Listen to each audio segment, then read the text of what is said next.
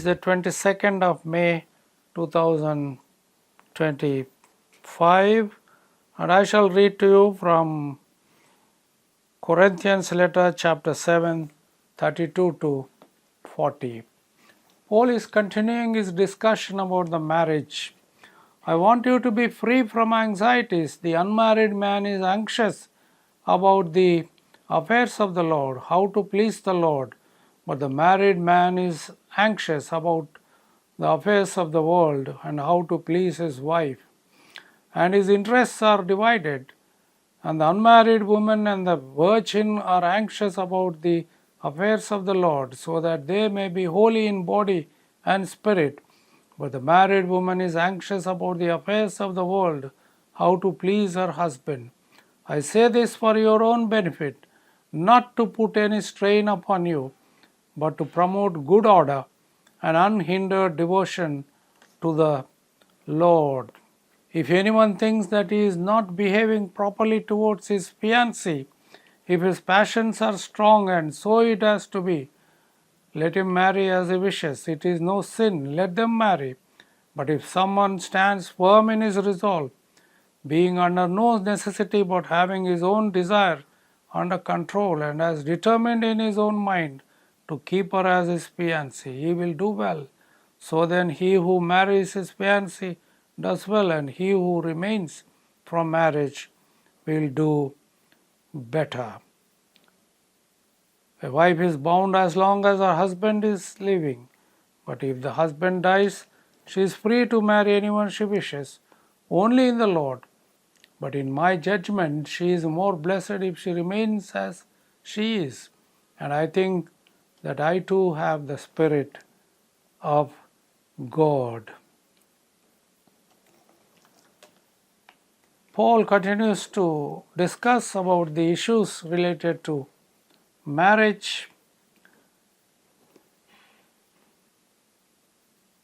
In this passage we see eschatology and changes in social and marital status.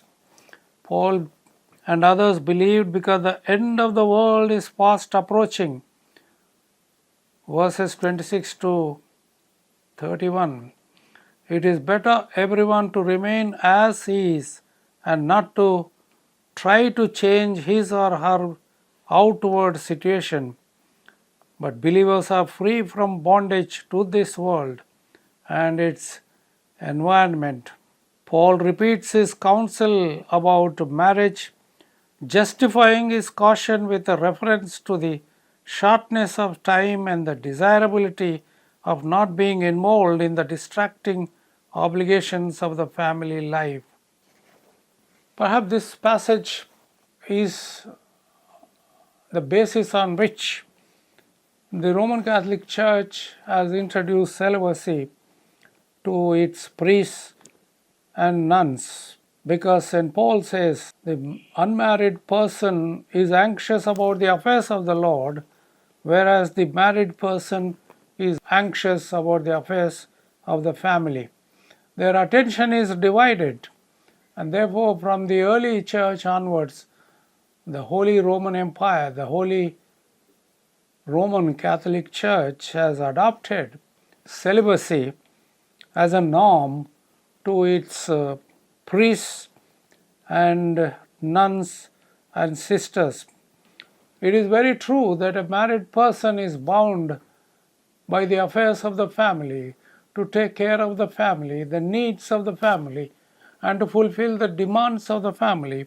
But the unmarried person, if he or she is in the ministry, they can fully devote themselves to the ministry of Christ in the church. That's what we see today in the church, because the priests and the nuns and sisters in the Roman Catholic Church remain celibate. They take a vow of celibacy that they will remain unmarried to serve the Lord full time. We also know that those of us who got married but yet involved in the ministry, that our time is divided and our responsibilities are divided, and we have to make a balance of both. And according to St. Paul, because the time is short, and the Lord is coming, better to remain in the condition in which we are, and better to remain a celibate so that one may be totally devoted to his vocation of the ministry. But he goes on to also advise them, if people have friends and fiancés, they should get married, and they are bound to each other as long as they are alive. But if one of them die, the other person is free to marry again. So St. Paul is also advocating marriage for those who lost their spouse in between, but to get married. But his preference is, it is more blessed if they remain single, because they have the Spirit of God.